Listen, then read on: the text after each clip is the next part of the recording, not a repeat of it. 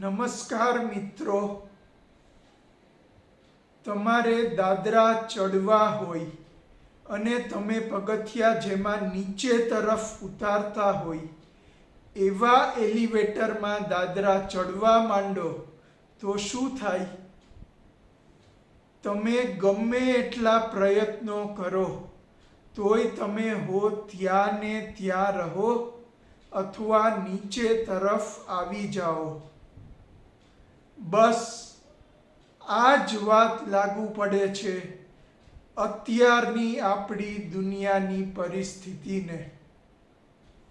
આપણે વિકાસ કરવાનો ગમે એટલો પ્રયત્ન કરીએ પણ લોકોના માનવ મૂલ્યો એટલા નીચે ઉતરતા જાય છે કે આપણે હતા ત્યાં ને ત્યાં રહીએ છીએ અથવા તો આપણું જીવન વધારે ને વધારે બગડતું જાય છે.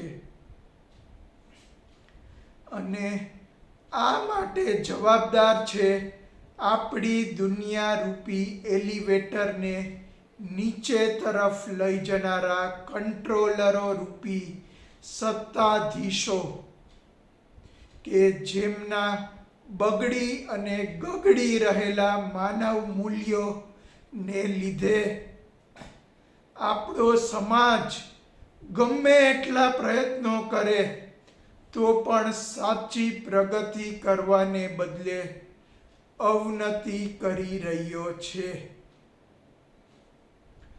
અને આથી પણ વધારે કહું તો આપણા આજના સત્તાધીશો જે સિસ્ટમો ઉપર બેઠા છે એ સિસ્ટમો ઇમ્પરફેક્ટ અને ડિફેક્ટિવ છે અને એ આગ ઉપર તેલ રેડવાનું કામ કરે છે નેતાઓના કથળેલા માનવ મૂલ્યો.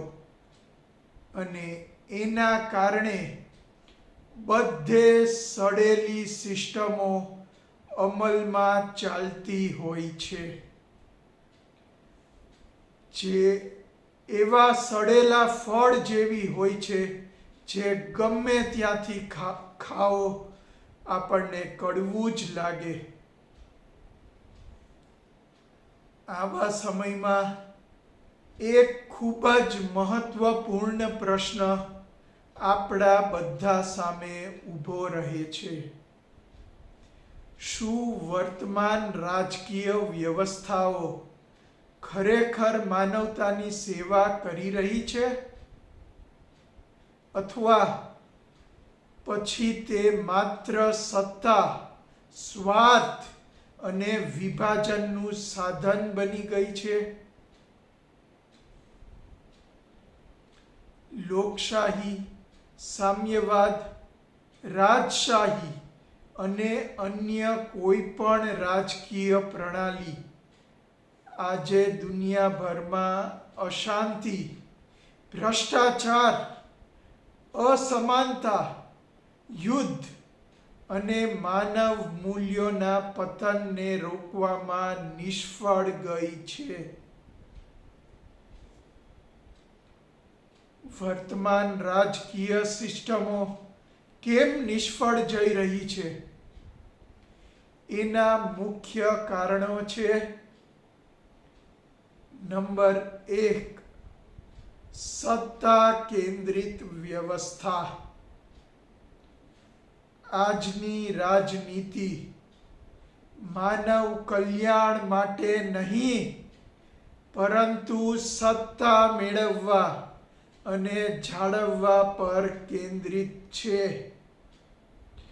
જ્યાં સત્તા હોય ત્યાં સ્વાર્થ હોય, ભ્રષ્ટાચાર હોય અને શોષણ પણ આપમેળે પ્રવેશે છે. નંબર 2, જનતાનું વિભાજન. રાજકારણ લોકોને જોડતું નથી પરંતુ ધર્મના નામે, જાતિના નામે, ભાષા, દેશ અને વિચારધારાના નામે માનવતાને તોડે છે. નંબર 3, નૈતિકતા વિનાની વ્યવસ્થા. કાયદા છે, બંધારણ છે, પરંતુ નૈતિકતા નથી. જ્યાં ન્યાય ફક્ત કાગળ ઉપર છે, પરંતુ જીવનમાં નથી. નંબર 4, પ્રતિક્રિયાત્મક સિસ્ટમ. આજની સરકારો સમસ્યાઓ ઊભી થયા પછી પગલાં લે છે, પરંતુ સમસ્યાઓનું મૂળ કારણ દૂર કરતા નથી.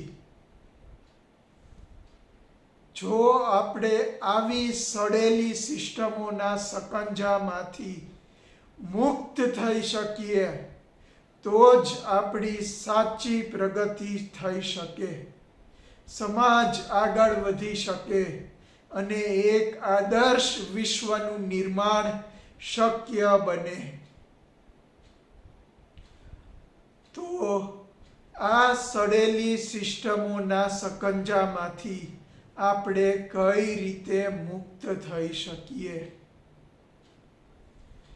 જો આપણી પાસે એક એવી નવી સિસ્ટમ આવી જાય કે જે પોતાનામાં એક પરફેક્ટ સિસ્ટમ હોય, જેમાં કોઈ ડિફેક્ટ ન હોય અને જે સર્વ માનવોના અને સમાજના કલ્યાણ માટે સાત્વિક નેતાઓ દ્વારા સંચાલિત હોય, તો શું આપણે આ કથળેલી પરિસ્થિતિ સુધારી ન શકીએ?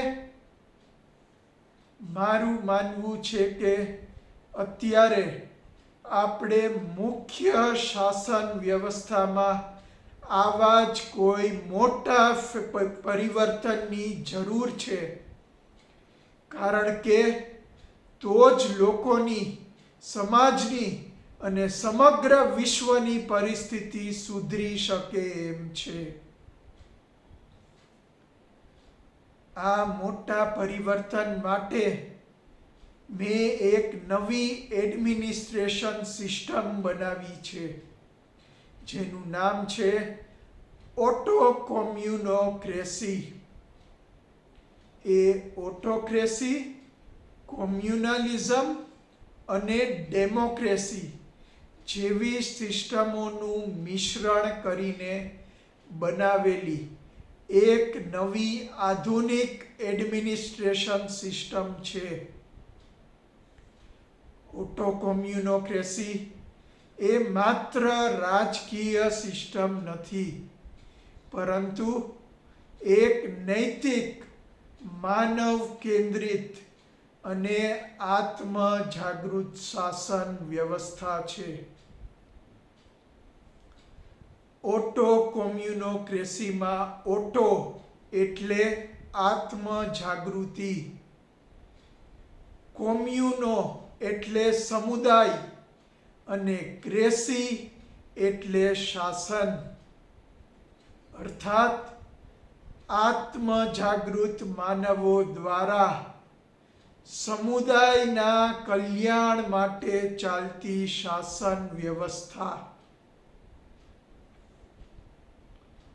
હવે હું આપને આ સિસ્ટમના પર્પઝ, વિઝન, મિશન અને વેલ્યુઝ વિશે જણાવીશ. ઓટોકોમ્યુનોક્રેસીનો મુખ્ય હેતુ છે માનવમાં રહેલી અંતરાત્મા અને જવાબદારીને જાગૃત કરી સ્વશાસન દ્વારા એક આદર્શ સમાજનું નિર્માણ કરવું. ઓટોકોમ્યુનોક્રેસીનું વિઝન છે એક એવી દુનિયાનું નિર્માણ કરવું જ્યાં શાસન ભયથી નહીં, સમજથી ચાલે. નેતાઓ શાસક નહીં, સેવક હોય. સમાજમાં સ્પર્ધા નહીં, સહકારથી વિકસે અને કાયદા કરતા મૂલ્યો મહત્વના હોય.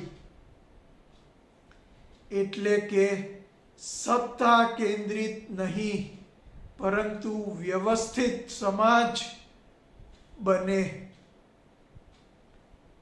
ઓટો કોમ્યુનોક્રેસીનું મિશન છે માનવીમાં આત્મનિયંત્રણ અને નૈતિક ચેતના વિકસાવવી, સ્થાનિક સમુદાયોને સ્વાયત્ત અને જવાબદાર બનાવવા, કેન્દ્રિત સત્તાને ધીમે ધીમે ઘટાડવી, શિક્ષણ, અર્થતંત્ર અને શાસનને માનવ મૂલ્યો સાથે જોડવા અને શાસનને સેવા તરીકે સ્થાપિત કરવું. ઓટો કોમ્યુનોક્રેસીની વેલ્યુઝ છે. નંબર 1, માનવતા એટલે હ્યુમાનિટી ફર્સ્ટ. કોઈ ધર્મ, દેશ કે વિચારધારા કરતા માનવ જીવનને સર્વોચ્ચ માનવું. નંબર 2, આત્મ જવાબદારી. દરેક વ્યક્તિ પોતાના કર્મ, સમાજ અને પૃથ્વી માટે જવાબદાર હોય. નંબર 3, નૈતિકતા. કાયદાથી નહીં, અંતર આત્માથી શાસન. નંબર 4, સમુદાય આધારિત વ્યવસ્થા. કેન્દ્ર નહીં પરંતુ સ્થાનિક સમુદાયને શક્તિશાળી બનાવવો. નંબર 5, સત્તાનો લઘુત્તમ ઉપયોગ. જ્યાં જરૂર હોય ત્યાં જ સત્તા, બાકી બધું કાર્ય સહયોગથી કરવાનું. આ બધા મુદ્દાઓ સૂચવે છે કે ઓટો કોમ્યુનોક્રેસી આજે જરૂરી જ નથી પણ સમયની માંગ પણ છે. જૂની સિસ્ટમો માનવને નિયંત્રિત કરવા માંગે છે, જ્યારે ઓટો કોમ્યુનોક્રેસી માનવને જાગૃત કરવા માંગે છે. અને જાગૃત માનવ એ જ જાગૃત, પરિપક્વ અને ઉન્નત સમાજનું નિર્માણ કરી શકે છે.